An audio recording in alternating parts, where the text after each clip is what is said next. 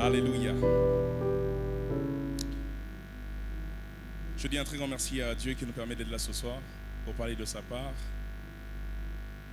Je dis un très grand merci à notre Père qui nous permet de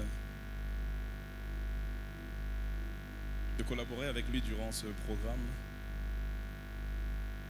Que Dieu bénisse papa. Un très grand merci aussi à maman, son aide semblable. Je dis un très grand merci à tous les collaborateurs autour de papa. Je dis que Dieu les bénisse abondamment. Je voudrais qu'on lise rapidement 3 textes. On va lire dans Romains chapitre 8, versets 31 à 35. Romains chapitre 8, versets 31 à 35, ou même 31 à 34. Romains 8, 31. La Bible déclare ce qui suit. Que dirons-nous donc à l'égard de ces choses?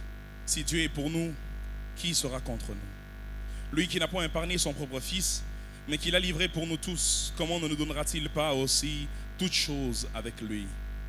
Qui accusera les élus de Dieu? C'est Dieu qui justifie.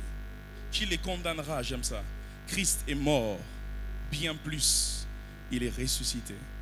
Et il a la droite de Dieu et il intercède pour nous. On peut s'arrêter là. Je me comprenne. Genèse chapitre 21, du verset 25 au verset 32. Genèse chapitre 21, 25 à 32.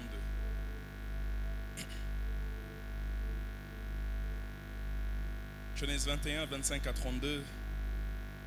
La Bible déclare ce qui suit.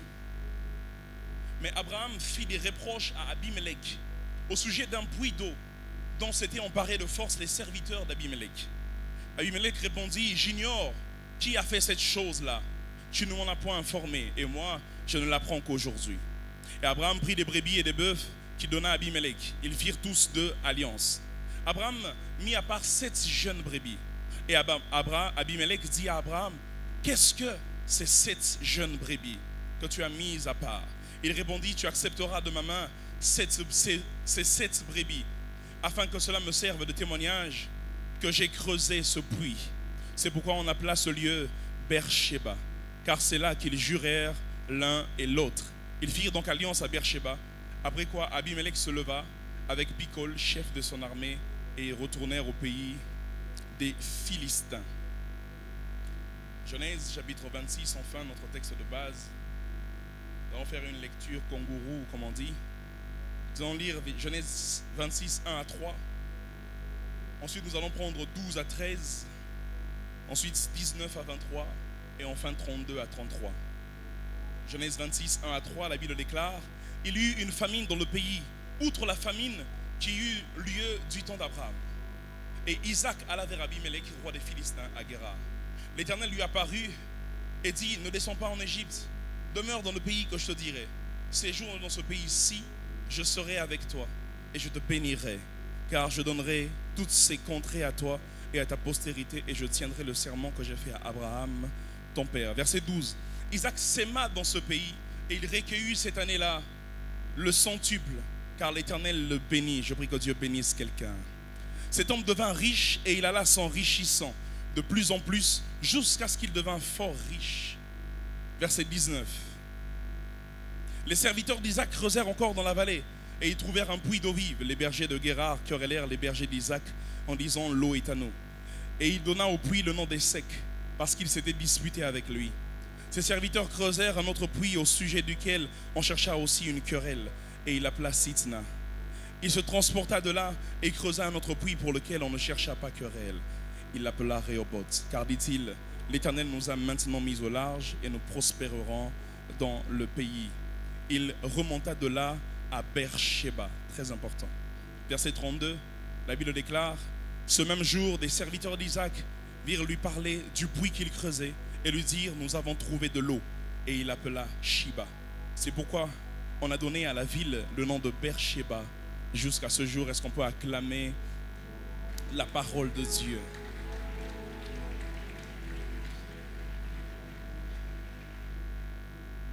Ce soir, comme je le disais tout à l'heure, Dieu m'a dit que c'est un soir de miracle. Et je prie que celui qui dit Amen soit le premier à le vivre. Rehoboth veut dire large espace. Rehoboth veut dire élargissement. Rehoboth veut dire mise au large afin de prospérer. Et lorsque vous lisez Genèse chapitre 20 jusqu'à Genèse chapitre 21, au verset 7, la Bible est en train de parler du séjour d'Abraham à Guérar. Guérar veut dire lieu de séjour d'ailleurs. Et Guérar représente beaucoup pour Isaac. Parce que je suis sûr qu'Abraham a parlé à Isaac, son fils, de son séjour à Guérar. Guérar représente beaucoup pour Isaac parce qu'Abraham s'y est installé. Parce qu'en quelque sorte, Dieu avait béni son père à Guérar. Guérar représente beaucoup pour Isaac parce que c'est là qu'à Guérar que Dieu va se révéler au roi Abimelech et va lui dire, va parler d'Abraham comme étant un prophète. À Guérar, Abraham a laissé une certaine réputation. À Guérar, Abraham a laissé un certain nom. Et donc, lorsque Isaac réfléchit un peu où aller, il se dit Guérar c'est un bon endroit. Parce que là on a connu mon père et il n'est pas passé inaperçu. Guérar, il semble même, comme je disais, c'est le lieu où Abraham a habité avant d'aller à Beersheba. Genèse chapitre 21, du verset 33 au verset 34. Guérar, quand vous lisez Genèse chapitre 21, du 1er au 7e verset, il semble même que c'est là où Isaac est né. Genèse chapitre 21, verset 3. Et donc Guérar représente beaucoup pour Isaac. Mais Guérar, retenez-le, ça s'appelle lieu de séjour. Guérar est un endroit où on ne vient pas pour demeurer longtemps. Guérar est un endroit où on vient pour séjourner et puis on part ailleurs. Guérar est un endroit de transition. Guérar est un endroit, j'ai envie de dire, d'intérim. Guérar n'est pas un endroit où on réside pendant longtemps. Guérar est un endroit où on vient, on passe. Abraham est venu et passé. Isaac vient pour passer. Et lorsque vous lisez Genèse chapitre 24, verset 62, la Bible parle de comment Isaac se comportait lorsqu'il avait perdu sa mère, Sarah. La Bible déclare que lorsqu'on vient avec Rebecca, sa femme, Isaac venait du puits de Lacaïroï. Quelqu'un dit avec moi Lacaïroï. Et dans Genèse chapitre 25, au verset 11, la Bible déclare ce qui suit. Après la mort d'Abraham, Dieu bénit Isaac son fils et il habitait près du puits de Lacaïroï. Le puits de Lacaïroï.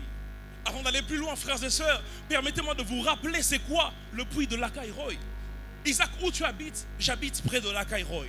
Mais c'est quoi Lacaïroï? Genèse chapitre 16, versets 13 à 15. Lorsque Sarah a commencé à maltraiter Agar et que Agar a fui, Dieu a rencontré Agar au puits de Lacaïroï.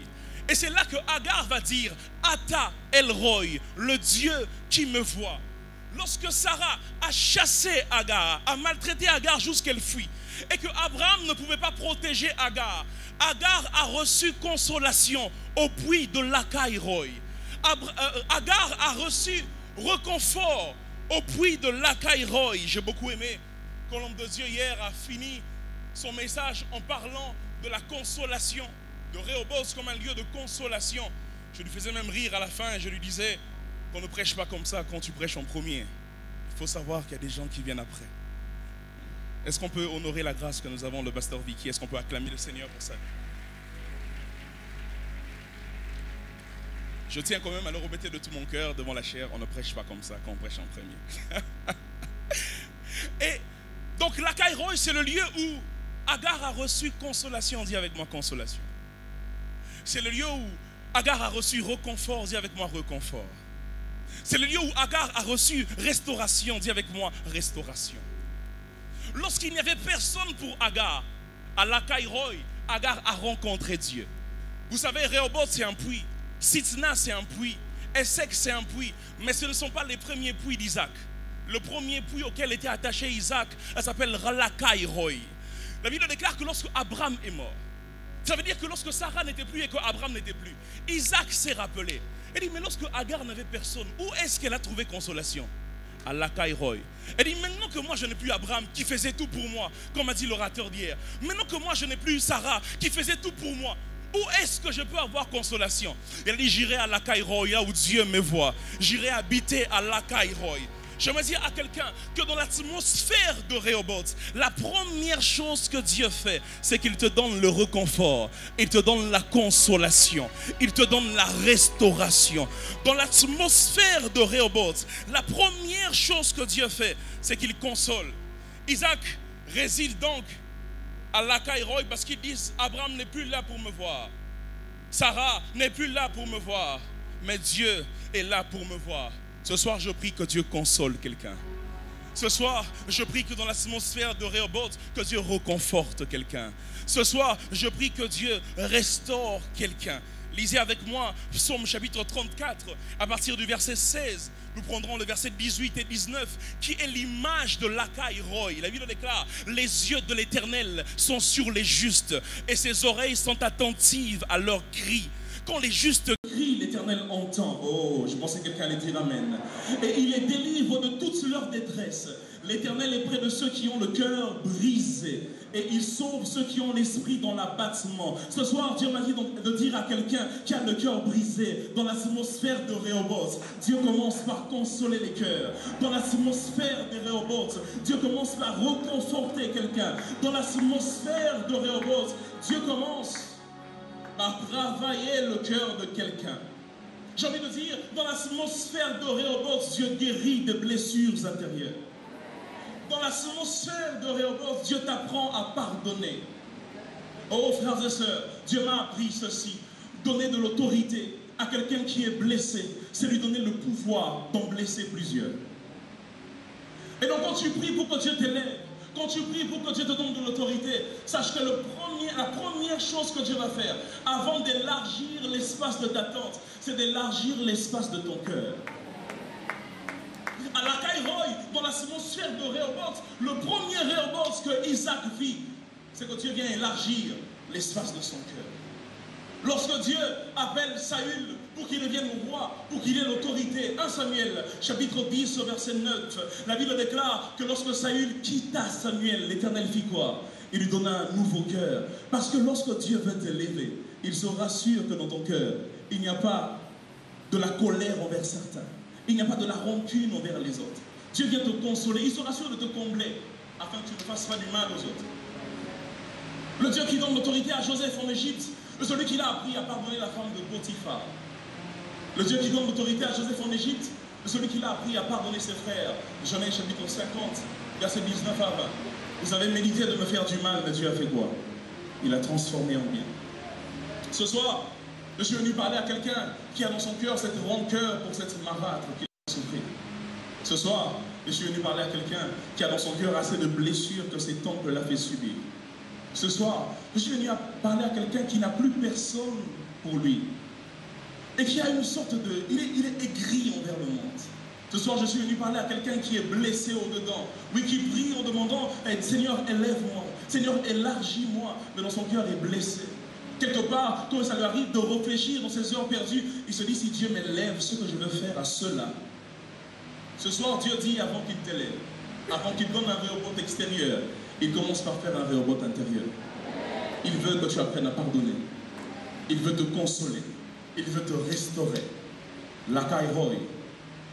Dieu emmène à Rehoboth celui ou celle qu'il a réparé de l'intérieur. C'est pourquoi je prie que Dieu te console. Je vais encore le dire, que Dieu te restaure, que Dieu te reconforte et que Dieu t'apprenne à pardonner. Et c'est donc là que la famille atteint Isaac, à Lacaïroï. Et Isaac va quitter Lacaïroï pour aller vers Guérar. Je rappelle encore que Guérar, c'est le lieu de séjour. Isaac ne vient pas à Guérar pour rester. Isaac veut passer par Guérar pour atteindre l'Égypte. L'objectif d'Isaac, c'est pas Guérar, c'est l'Égypte. Il n'attend rien de Guérar, mais j'ai une bonne nouvelle pour Isaac. Il aura tout à Guérar. Isaac n'attend rien de Guérar. Isaac veut passer simplement. Et ce soir, Dieu m'a mis à cœur de vous parler de 5 choses autour de l'atmosphère de Rehoboth. 5 choses, 5 vérités sur l'atmosphère de Rehoboth. Quand Dieu te donne rendez-vous à Rehoboth, il fait 5 choses. Quand Dieu te fait entrer dans l'atmosphère de Rehoboth, il fait ça. Il en fait plusieurs, mais il y en a 5 que j'ai retenus. Isaac vient à Guérar pour passer. L'objectif d'Isaac, c'est l'Égypte. Isaac vient à Guérard, non pas pour demeurer. L'objectif d'Isaac, c'est de faire comme son père Abraham. C'est d'aller en Égypte. Mais Dieu dit à Isaac, tu resteras au lieu de transition. Parce que c'est là que je te bénirai. Rehoboth, la première chose, première vérité sur l'atmosphère de Rehoboth, c'est que dans l'atmosphère de Rehoboth, les lieux de transition deviennent des lieux de bénédiction. Dans l'atmosphère de Rehoboth, les lieux de transition deviennent des lieux de bénédiction. Je vais parler à quelqu'un pour qui Kinshasa n'était qu'une ville de transition. Tu viens de l'intérieur, tu es venu à Kinshasa. En fait, l'objectif, c'était d'aller en Europe. Mais je t'ai rendu compte que depuis quelques années, on dirait que Dieu t'a gardé à ton Guérard, Kinshasa. J'ai une bonne nouvelle pour toi. Le lieu de transition deviendra le lieu de bénédiction. Peut-être que tu nous suis sur les réseaux et tu es à Tunis. Et que de là, tu voulais entrer à Paris. Mais depuis, tu as l'impression que tout a bloqué. J'ai envie de dire à quelqu'un, le lieu de transition pour toi sera le lieu de bénédiction. Je veux parler à quelqu'un qui est dans un travail, mais on lui a rappelé que le poste qu'il a, c'est un poste de stagiaire. Normalement, il n'est pas pris dans l'entreprise, il est là que pour un temps. J'annonce sur la vie d'un stagiaire que le lieu de transition deviendra le lieu de bénédiction. Je viens annoncer à quelqu'un qui a un poste dans une entreprise, mais on lui a bien rappelé, avant de lui faire signer les papiers, qu'il est là par intérim. Je dis à quelqu'un que le lieu d'intérim devient le lieu de bénédiction. Au nom de Jésus-Christ, je prie et je déclare sur quelqu'un qu'il y a un travail, mais c'est comme un essai. On est en train d'essayer si tu vas bien t'en sortir. J'annonce avant même que l'un ne déclare à la fin que le lieu, oh c'est là-bas, que le lieu de transition devienne le lieu de bénédiction. Je vois une femme qui a commencé un commerce en attendant, pour que je ne reste pas à la maison, à ne rien faire, et à n'utiliser que l'argent de mon mari. Je vais commencer un commerce en attendant. Je vois ce commerce prendre en charge de la famille. Je vois ce... Oh, Kariba, est-ce que je parle à quelqu'un? Je vois ce commerce prendre en charge de la maison. Je vois ce commerce commencer à payer plus que le salaire du mari. Le lieu de... Oh, est-ce que je parle à quelqu'un ce soir? Le lieu de transition deviendra le lieu de bénédiction. Pour Isaac, Guérard est un lieu de transition, mais Dieu a dit à Isaac, reste là. Parce que le lieu de transition deviendra le lieu de bénédiction. Oh, avant d'aller plus loin, de toucher la deuxième vérité, permettez-moi de vous rappeler des choses que vous connaissez autour de Rehoboth. Première chose, à Rehoboth, il y a un principe qui règne, c'est le principe de la persévérance. À Rehoboth, il y a un principe qui règne, c'est le principe de la détermination. À Rehoboth, les choses se passent un peu comme dans 2 Rois 5 pour le général Naaman. On ne reçoit pas la guérison la première fois qu'on se jette dans le Jourdain. Il faut se jeter plusieurs fois, jusqu'à la 7e fois pour recevoir la guérison. À Rehoboth, on n'a pas le puits Rehoboth, c'est la première fois que l'on creuse. Il faut creuser plusieurs fois. Je vais dire à quelqu'un qui est fatigué d'avoir essayé. Oh, il a laissé des CV à 30 endroits, mais il sent qu'il doit laisser à un 31e endroit. Je vais dire à quelqu'un, dépose encore le CV. Parce que Rehoboth marche avec la persévérance. Et c'est pourquoi j'aime ce que l'apôtre Paul est en train de dire au sujet de cette chose. Il dit à Timothée, dans 2 Timothée chapitre 2 au verset 11, il dit cette parole est certaine, si nous sommes morts avec lui, nous vivrons aussi avec lui. Mais si nous persévérons, nous régnerons avec lui. Frères et sœurs, le règne est attaché à ceux qui persévèrent. Et j'aimerais dire à quelqu'un qui était sur le point de se relâcher, persévère. Je parle même à quelqu'un qui se dit, si j'avais persévéré en G1, moi aussi on aurait chanté pour moi à Longuinae l'année passée. Tu as peut-être lâché pour une raison ou pour une autre. Dieu, on va te dire, persévère. Premier rappel, Rehoboth marche avec le principe de la persévérance. Si toute la nuit tu as pêché sans trouver de poisson, le matin, jette encore le filet. Tu trouveras ce que tu cherches. La deuxième chose que je veux vous rappeler au sujet de l'atmosphère de Rehoboth et que vous connaissez déjà, c'est que Dieu ne te donnera tous les détails, ne te donnera pas tous les détails. À Rehoboth, dans l'atmosphère de Rehoboth, Dieu ne donne pas tous les détails. Dieu dit à Isaac, je te bénirai. Dieu ne dit pas à Isaac qu'il y aura des querelles. Dieu lui dit simplement, je te bénirai. Il ne lui a jamais parlé des querelles. À Rehoboth, il y a un principe avec Dieu. Il ne donnera pas tous les détails. Mais je me dis à quelqu'un que si Dieu a donné 2 détails, alors ces 2 détails sont les détails importants dont tu as besoin. Dieu ne donnera pas tous les détails. Certaines choses sur lesquelles Dieu ne se concentre pas en te parlant sont le signe que tu ne dois pas y concentrer ton énergie en les vivant. Je vais répéter cela. Certaines choses dont Dieu ne se concentre pas en te parlant sont le signe que tu ne dois pas y concentrer ton énergie en les vivant. Lorsque Dieu a parlé à David, il lui a dit qu'il deviendrait roi. Il ne lui a jamais dit que lorsqu'il irait dans le terrain pour combattre Goliath, son frère chercherait à lui faire querelle. Si Dieu n'a pas parlé de ça, quand ça arrive, Betamokara.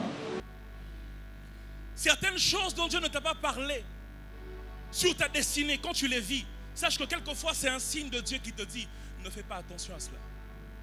Quand Dieu dit aux disciples, passons à l'autre bord, Dieu ne leur dit pas qu'il y aura de tempête. Et quand il y a la tempête, les disciples commencent à dire à Dieu, mais comment tu dors? Non, mais si celui qui a dit passons et qui connaissait la tempête dort malgré la tempête, c'est que dormant.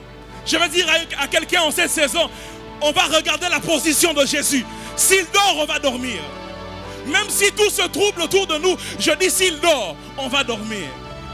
Certaines choses dont Dieu n'a pas parlé avec précision, avec détail en te parlant, ça veut dire qu'il ne veut pas que tu y fasses attention. Il t'a dit comment ce commerce ça va marcher. S'il ne t'avait pas dit que la première fois tu feras faillite, ne fais pas attention à la faillite, recommence encore. Il t'a dit que cette relation va marcher. S'il ne t'avait pas dit que vous allez faire des breaks, des pauses 8 fois, ne te concentre pas sur le pause. Quand vous faites des pauses, ça va à l'intercession. Dis tu fais pause mais tu reviendras parce que Dieu avait dit, ça va marcher.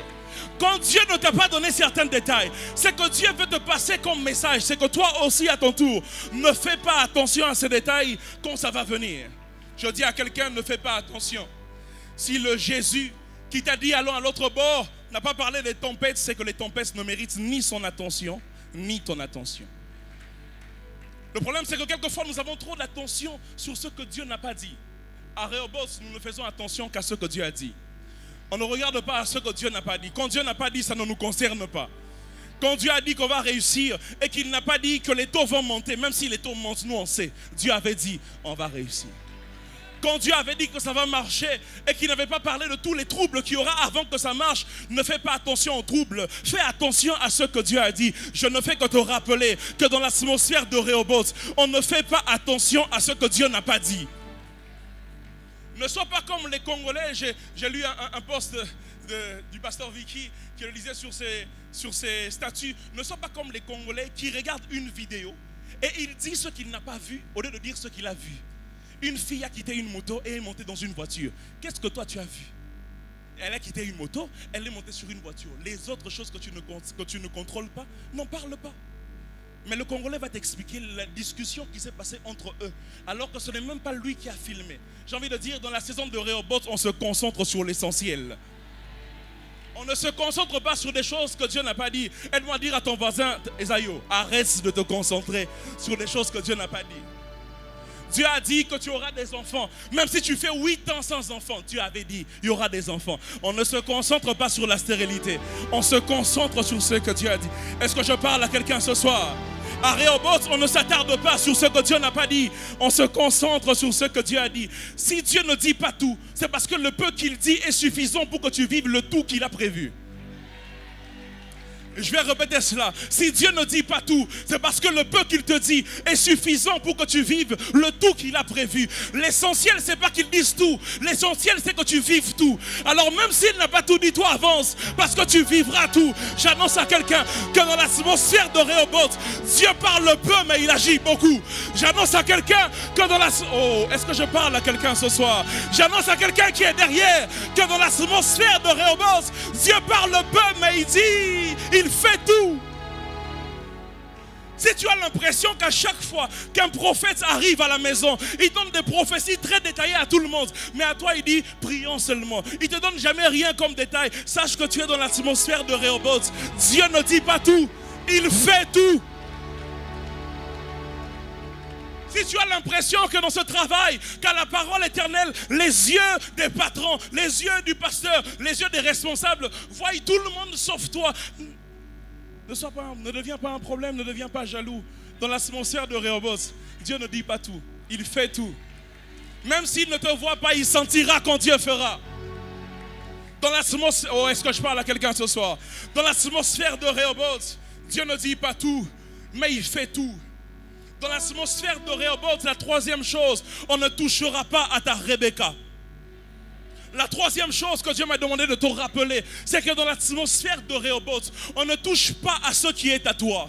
Même si tu n'es pas conscient que c'est à toi, j'aimerais déclarer sur toi qu'on ne touchera pas à ce qui est à toi.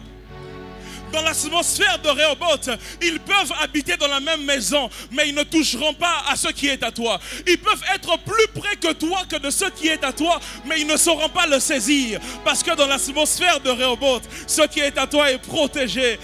Est-ce que je parle à quelqu'un ce soir? Je dis qu'on ne touchera pas, Rebecca. Dans l'atmosphère de Rehoboth, ce qui est à toi ne sera pas touché. Mais la quatrième chose que je m'ai demandé de te rappeler, c'est que dans l'atmosphère de Rehoboth, Dieu ne bénit pas tout le monde. Ah, c'est important. Ça semble être un équilibre, c'est important. Dans l'atmosphère de Rehoboth, Dieu bénit celui qui s'aime. Alors je me dis à quelqu'un, au sortir de ce temps, commence à s'aimer. Si tu sors seulement avec beaucoup de prières, tu auras beaucoup d'onction. Mais si tu sors en s'aimant, là tu commenceras aussi à avoir beaucoup de richesses. J'annonce à quelqu'un que dans l'atmosphère de Rehoboth, Dieu ne bénit pas tout le monde. Il bénit celui qui s'aime. La Bible déclare au verset 12 que Isaac s'aima dans le pays et Dieu lui donna le centuple cette année-là.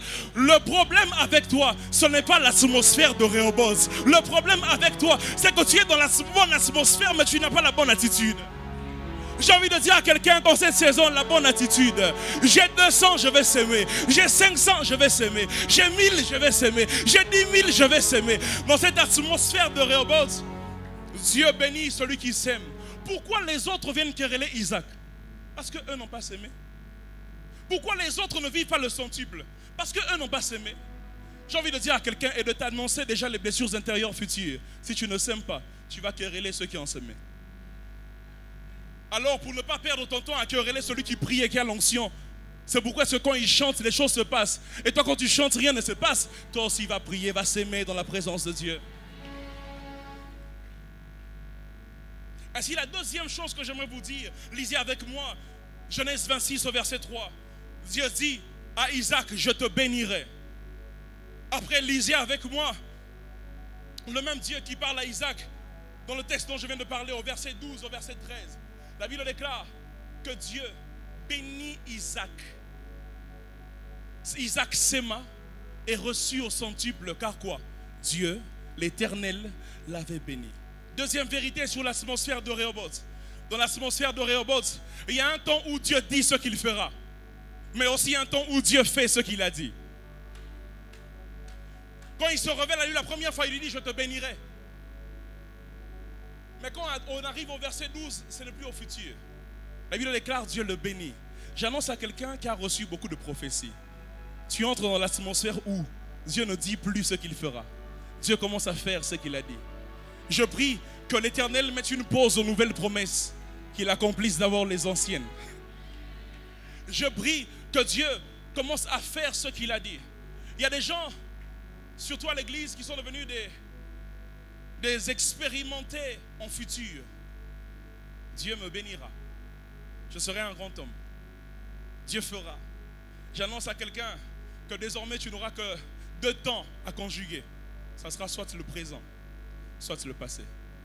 Parce que Dieu aura fait ce qu'il avait dit. Dans l'atmosphère de Rehoboth, Dieu ne dit pas seulement ce qu'il fera. Dieu fait aussi ce qu'il avait dit. La troisième vérité que j'aimerais vous annoncer sur l'atmosphère de Rehoboth, j'ai beaucoup aimé quand l'homme de Dieu l'a dit hier. Il a parlé des répétitions, que Dieu arrête le cycle de répétition. L'une des manières de Dieu d'arrêter le cycle de répétition, c'est de changer le type de répétition. Je vais répéter cela. L'une des manières de Dieu d'arrêter le cycle de répétition, c'est de changer le type de répétition. Dans l'atmosphère de Rehoboth, troisième vérité, Dieu change le type de répétition. Les répétitions d'échecs laissent la place à des répétitions de succès. Des répétitions de pleurs laissent la place à des répétitions de joie. Vous savez, lorsque vous lisez la vie d'Isaac, vous avez l'impression qu'Isaac vit une rediffusion de la vie d'Abraham. Avez-vous fait cette remarque-là avec moi? Quand vous lisez la vie d'Isaac, vous avez l'impression que ce jeune homme vit une répétition de la vie de son père. C'est comme il y a beaucoup de gens ici. Tu as l'impression que tu fais les mêmes erreurs que ta mère, les mêmes erreurs que tes frères, les mêmes erreurs que ton père. Tu fais les mêmes erreurs que tout le monde. Et comme il est ici, Singa, Balien, parce que vous tous, vous refaites les mêmes choses. C'est que j'aime quand tu entres dans l'atmosphère de Rehoboth. Ce ne sont pas les répétitions le problème. Ce n'est pas le cycle le problème. C'est le type de répétition que Dieu change. J'annonce à quelqu'un que dans l'atmosphère de Rehoboth, Dieu change le type de répétition. Regardez ceci. Genèse chapitre 21, verset 25. La Bible montre qu'Abraham aussi, lorsqu'il a creusé un puits, on a querellé son puits. Ça veut dire que Isaac n'est pas le premier dont on querelle le puits à Guérard. Ce que Isaac fit n'est qu'une répétition de ce qu'Abraham a vécu. Isaac n'est pas le premier à avoir une femme stérile, voyez-vous. Sarah, la femme d'Abraham, était stérile. Isaac a Rebecca, qui est aussi stérile. Isaac n'est pas le premier à avoir deux fils que tout oppose. Abraham avait Ismaël et Isaac. Isaac a Ésaü et Jacob. On dirait qu'il ne fait que répéter ce que son père a vécu. Isaac n'est pas le premier à vivre un temps de famine. Le verset premier dit, il eut un temps de famine, comme au temps d'Abraham. On dirait que la vie d'Isaac est une rediffusion de la vie d'Abraham. Oh, je prie que ce type de rediffusion mauvaise dans ta famille s'arrête au nom de Jésus. Ta vie n'est pas le prolongement de la vie de tes oncles. Ta vie n'est pas le prolongement de la vie de ta mère. Que les cycles s'arrêtent au nom de Jésus-Christ. Isaac n'est même pas le premier à dire que sa femme c'est sa sœur. Même dans le mensonge, il n'est pas premier. Son père a dit la même chose deux fois. Une fois en Égypte, une autre fois à Guérard. Isaac fait que vivre les rediffusions. Mais quand Isaac expérimente Rehoboth, Isaac devient le premier à avoir un puits qui n'est pas querellé. Dieu change le type de répétition. Ce que j'aime, c'est que Rehoboth n'est pas le dernier puits d'Isaac. Après Rehoboth, il y a un quatrième puits qui s'appelle Shiba. Et ce puits-là aussi, il n'y a pas de querelle. Le Isaac qui avait l'habitude de vivre ce qu'Abraham vivait a commencé à engendrer un nouveau type de cycle. C'est pour ça que j'aime. Isaac a eu une femme stérile comme son père l'avait eu. Mais lorsque Isaac a donné naissance à Jacob, Ésaü déjà n'a pas eu de femme stérile. Ça veut dire que le cycle a changé. Mais Jacob a eu deux femmes. Une qui a suivi le cycle d'Abraham et une autre qui a suivi le cycle d'Isaac. Que Dieu commence un nouveau cycle avec toi. Un cycle de bénédiction, un cycle de bonté, un cycle de faveur. Ce que j'aime avec Isaac, c'est que lorsque Isaac creuse, il vit les répétitions d'Abraham en querelle. Mais depuis que Isaac a trouvé le bon puits, même ses fils quand ils creusent, il n'y a plus de querelle. La Samaritaine dit à Jésus, es-tu plus grand que notre père Jacob, qui a puisé de ce puits et qui a bu lui-même? Ça veut dire que lorsque Jacob avait creusé, il n'avait pas eu querelle, parce qu'à partir d'Isaac, le type de cycle avait changé. J'annonce à une famille que le type de cycle change. À partir de ce soir, Rehoboth, que le type de cycle change. Au nom de Jésus-Christ. En 5 minutes, permettez-moi de dire ces deux dernières choses qui me tiennent à cœur. Le type de cycle change. La quatrième vérité sur Rehoboth. La première vérité dont j'ai parlé sur Rehoboth, c'était que le lieu de transition devient le lieu de bénédiction. La deuxième vérité, je disais que Rehoboth, c'est aussi une saison où Dieu arrête de dire ce qu'il va faire. Il commence à faire ce qu'il a dit. La troisième vérité, je viens de la dire, Rehoboth, l'atmosphère de Rehoboth, Dieu change le type de répétition. Et la quatrième vérité sur Rehoboth, c'est que dans l'atmosphère de Rehoboth, est une atmosphère de mise à jour. L'atmosphère de Rehoboth est une atmosphère de mise à jour. Lisez avec moi Genèse chapitre 26, versets 32 à 33. Genèse chapitre 26, versets 32 à 33. Ensuite, nous prendrons Genèse chapitre 21, verset 31. Je commence par Genèse 21, 31. Écoutez ceci.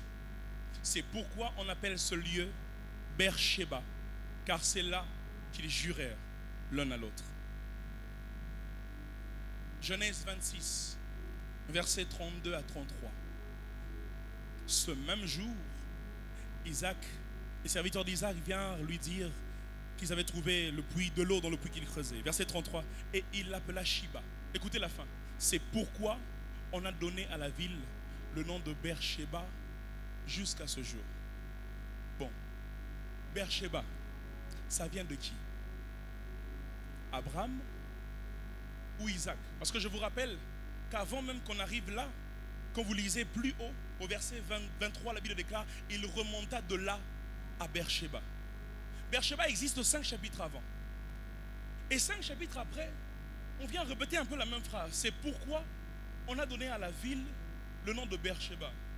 Mais toi qui as écrit Genèse, cher Moïse, si c'est bien toi, ben tu t'es pas trompé. 5 chapitres avant, on avait donné déjà au lieu le nom de Beersheba. Dans l'atmosphère de Rehoboth, Dieu fait des mises à jour. Là-bas, on a donné le nom au lieu. Ici, on a donné le nom à la ville. Dieu a agrandi la capacité de Beersheba. Dieu a fait des mises à jour. Quand Isaac entre dans l'atmosphère de Rehoboth, Dieu fait une mise à jour sur sa capacité d'influence. C'est pourquoi ce soir, je prie que Dieu fasse une mise à jour sur ton onction. Que Dieu fasse une mise à jour sur ta capacité à réussir. Que Dieu fasse une mise à jour sur ton autorité. Mais maintenant, écoutez un détail qu'il n'y a pas dans Genèse chapitre 21. On dit, on donna à Beersheba le nom de ce lieu. Et on s'arrête là. Mais dans Genèse chapitre 26, la Bible déclare qu'on donna à ce pays le nom de Beersheba. Mais j'aime la précision, jusqu'à ce jour. Dis avec moi, jusqu'à ce jour. Dans la première version, il n'y a pas jusqu'à ce jour. Dans la deuxième version, il y a jusqu'à ce jour. Est-ce que je peux déclarer sur quelqu'un ce soir? Sois prêt, je veux faire une déclaration forte. Est-ce que je peux déclarer sur quelqu'un ce soir? Je prie que Dieu te fasse entrer dans une saison d'abonnement illimité. Je disais, je prie que Dieu te fasse entrer dans une saison d'abonnement illimité. L'abonnement du lieu avait un moment où ça devait s'arrêter. Mais l'abonnement du pays, c'est jusqu'à ce jour. Oh, j'ai envie d'annoncer à quelqu'un qu'après 60 ans, qu'on dise lui, il est encore fidèle à sa femme. Je prie qu'après 100 ans, qu'on dise son affaire marche toujours. Je prie qu'après des années et des années, que l'on dise que ce qu'il avait commencé cette année-là, à la parole éternelle, ça marche toujours bien jusqu'à aujourd'hui. Parce que quand tu entres dans l'atmosphère de Rehoboth, Dieu te fait entrer dans un abonnement illimité. Je prie que tes victoires aient un abonnement illimité. Je prie que tes succès aient un abonnement illimité. Je prie que la visitation de Dieu dans ta famille ait un abonnement illimité. Je prie que ton élévation ait un abonnement illimité. Abraham n'avait jamais expérimenté le jusqu'à ce jour. Mais Isaac, dans l'atmosphère de Rehoboth, a reçu un abonnement illimité. Permettez-moi de finir par ceci. La 5e vérité sur l'atmosphère de Rehoboth, c'est que l'atmosphère de Rehoboth ne s'arrête pas dans Genèse. Parce que lorsque vous lisez Romains chapitre 8, que nous avons lu au verset 31, la Bible déclare qui accusera les élus de Dieu. Ensuite, elle dit qui les condamnera. Après, la Bible explique pourquoi. Elle dit il n'y a plus tout ça parce que Christ est mort et Christ est ressuscité. Mais permettez-moi de vous poser la question. Christ est ressuscité le 40e jour. Christ est ressuscité le 40e jour. Ça veut dire que lorsque l'apôtre Paul est en train de parler, il veut dire au premier jour, il pouvait encore avoir accusation et condamnation. Et sec. Au deuxième jour, il pouvait encore avoir accusation et condamnation. Sitna. Mais au troisième jour, qui est le troisième puits, Rehoboth, Dieu nous a mis au large. Quand Jésus est ressuscité, il n'y a plus de condamnation. Quand Christ est ressuscité, oh, je pensais que l'église allait célébrer cela. Rehoboth ne s'arrête pas à Isaac. Rehoboth arrive à tous ceux qui l'ont reçu, à tous ceux qui croient en son nom. Elle a donné le pouvoir de devenir enfant de Dieu. Rehoboth, c'est lorsque Jésus à la croix dit tout est accompli. Les accusations n'ont plus de place. Oh, j'ai une bonne nouvelle à vous annoncer. Sitna a la même racine que Satan. Sitna sort de la même racine hébraïque que Satan. Or Satan, c'est l'accusateur. Quand Jésus nous fait sortir de Sitna et qu'il nous fait entrer à Rehoboth, il veut dire que l'accusateur n'a plus de place, que la condamnation n'a plus de place. J'annonce à l'église qu'à partir de Jésus, Rehoboth peut être vécu tous les jours. Est-ce que la parole éternelle est là? Je disais, Jésus-Christ est mort. Bien plus, il est ressuscité. Puisqu'il est ressuscité, il n'y a plus de sec. Puisqu'il est ressuscité, il n'y a plus de sitna. J'attends quelqu'un qui dit dans ma maison, plus de sec. Dans mon foyer, plus de sitna. Jésus-Christ est mort. Bien plus, il est ressuscité. Au premier puits, ils peuvent me quereller. Au deuxième jour, ils peuvent me quereller. Mais Jésus ne s'est pas arrêté au deuxième. Le troisième jour, au troisième puits, il est ressuscité. Et il nous a mis au large de la condamnation. La Bible déclare qu'il a effacé l'acte dont les ordonnances nous condamnaient et qui subsistait contre nous à la croix de Golgotha par l'œuvre de la croix lorsqu'il est mort et ressuscité. Jésus est devenu notre Rehoboth. Ce soir, je vais prier avec quelqu'un qui veut dire: je n'ai plus de raison de me battre, je n'ai plus de raison de dealer avec les accusations et les condamnations, parce que Jésus est devenu mon Rehoboth, parce que Jésus-Christ m'a mis au large. Est-ce que les voix peuvent se lever, église, avant que je ne donne un deuxième sujet? Quelqu'un qui veut dire ce soir: merci pour l'œuvre de la croix. Oh, dans mon mariage, je n'ai plus à me battre. Je suis à Rehoboth à cause de sa résurrection. Dans mon travail, je n'ai plus à me battre et à me disputer. Je suis à Rehoboth à cause de la résurrection. J'aime le troisième puits, comme j'aime le troisième jour. C'est que le premier jour, je pouvais être disputé. Le deuxième jour, je pouvais être disputé.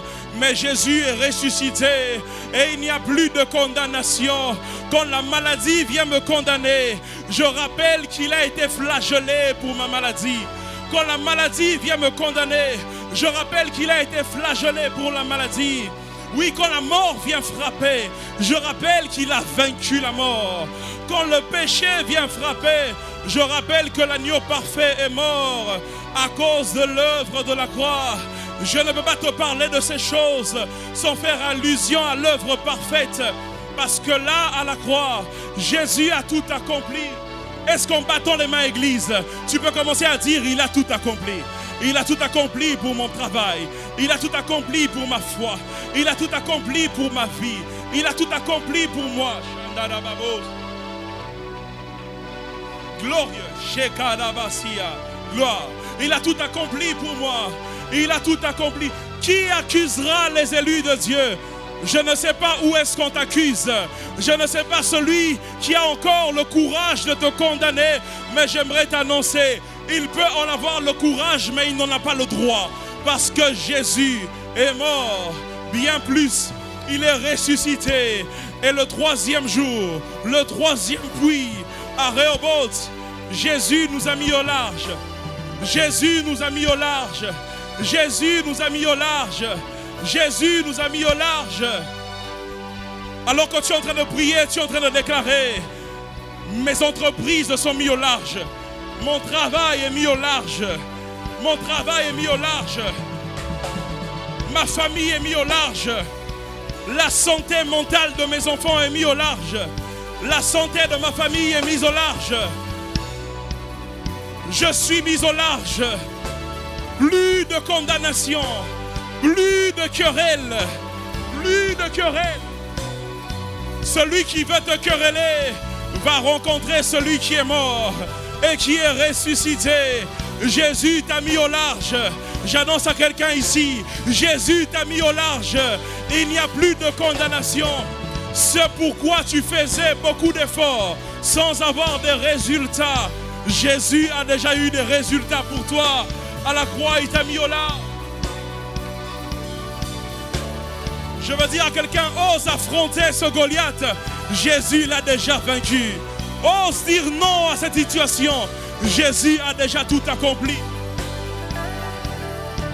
Jésus a déjà tout accompli. Shera babos, kera mama mama mama mama shaya, dera babo bobo bobo bose, kera mama mama mama shaya, reba babo bobo bobo saka. Le mamaya shata.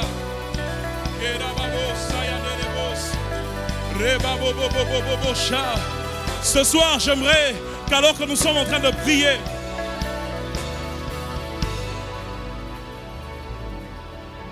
je ne pourrais pas descendre de cette estrade sans faire cet appel. Quelqu'un qui est là en ce lieu ce soir, mais qui est blessé. Quelqu'un qui est là en ce lieu ce soir, mais que la vie a brisé. Et qui veut dire Dieu de Psaume 34. Toi qui viens au secours de ceux qui sont brisés, viens à mon secours. Quelqu'un qui veut dire au Seigneur, je crois que mon Rehoboth doit commencer à l'intérieur. J'ai du mal à pardonner. J'ai du mal à passer outre. J'aimerais dans cette atmosphère que tu puisses mettre ta main dans ton cœur. Je vais prier avec toi avant de donner un dernier sujet et de descendre.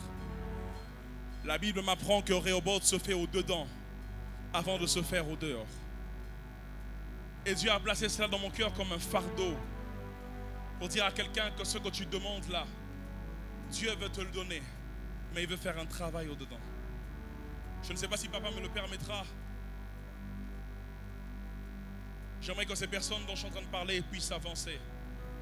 Et on va prier avec vous. Quelqu'un qui a été blessé par des circonstances et qui a même du mal à pardonner. Quelqu'un qui, à cause de la perte d'un proche, à cause du traitement chez un oncle, à cause du traitement de la vie, est blessé, est courbé. Nous restons debout, est blessé.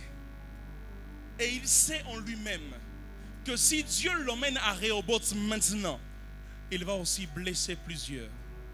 À l'église, ici, nous ne venons pas qu'annoncer aux gens des choses que Dieu va faire pour eux, mais nous venons aussi les annoncer les choses que Dieu doit faire en eux. Et ce soir, il y a un travail que Dieu veut faire dans le cœur de quelqu'un. Avant que je ne donne un dernier sujet et que je laisse le micro.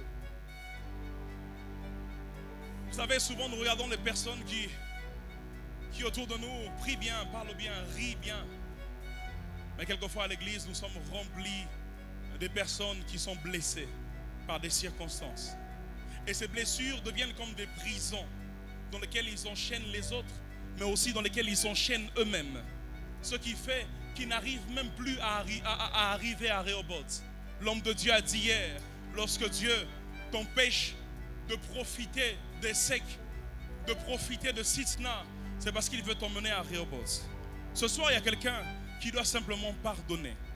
On ne priera pas pour toi, on ne t'imposera peut-être pas les mains, mais ce soir, il y a quelqu'un qui veut dire, Seigneur, je veux vivre le Dieu de l'Akai Roy, celui qui voit, celui qui pardonne. Des blessures que j'ai eues. Celui qui voit, celui qui pardonne, celui qui remplit les vides. C'est que j'aime avec Dieu, quand il a rencontré Agar, il ne l'a pas seulement consolé, il a aussi prophétisé sur Agar. Il lui a dit, ton fils sera grand, ton fils aura une grande destinée. Alors que tu t'avances, je prophétise sur toi. Après 7 ans, Dieu va ouvrir des portes pour toi. Après 7 ans, Dieu va te mettre au large. Après 7 ans, Dieu va accomplir ces choses qui semblaient traîner. Avant que Dieu n'emmène Isaac à Rehoboth, il a commencé par guérir ses blessures, par remplir ses manques. Église, j'aimerais que nous qui sommes assis derrière, que nous puissions nous lever. Nous allons faire un exercice.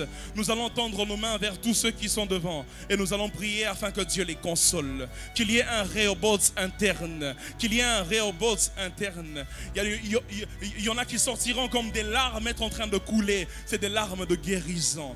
Dieu te guérit de ces blessures. Vous savez, il y a même des gens à l'église, ils ne savent même pas qu'ils sont blessés. Jusqu'à ce que Dieu les élève. Et ils se rendent compte qu'ils commencent à réagir comme un blessé. Nous allons prier ce soir pour qu'il y ait comme un antidote qui vient prévenir des choses, qu'il y ait comme un vaccin qui vient prévenir des scandales de demain, qu'il y ait comme un vaccin qui arrête le cycle de blessures dans ta famille, qui arrête le cycle de blessures dans ta vie, que tu vives le Rehoboth interne de Dieu. Église, lève bien la main, toi qui es derrière. Tu es en train de dire, Seigneur, visite leur cœur. Seigneur, guéris les blessures. Vous savez, les blessures intérieures ne concernent pas que les jeunes gens. Les blessures intérieures peuvent même concerner un grand-parent. Les blessures intérieures peuvent même concerner quelqu'un du 3e âge, parce qu'il est né avec cela et qu'il n'en a jamais guéri. Ce soir, Église, j'aimerais qu'on le prenne au sérieux et qu'on dise, Seigneur, toi qui as consolé Isaac avant de le bénir, avant de le rendre riche et fort riche, console ton peuple, console ces âmes, afin que lorsque la bénédiction arrivera, qu'il ne fasse pas du mal à ceux qui l'ont querellé, qu'il ne fasse pas du mal à ceux qui l'ont fait du mal, qu'il ne fasse pas du mal à ceux qui l'ont vendu. Guéris, Père. Guéris, Père. Guéris, Père.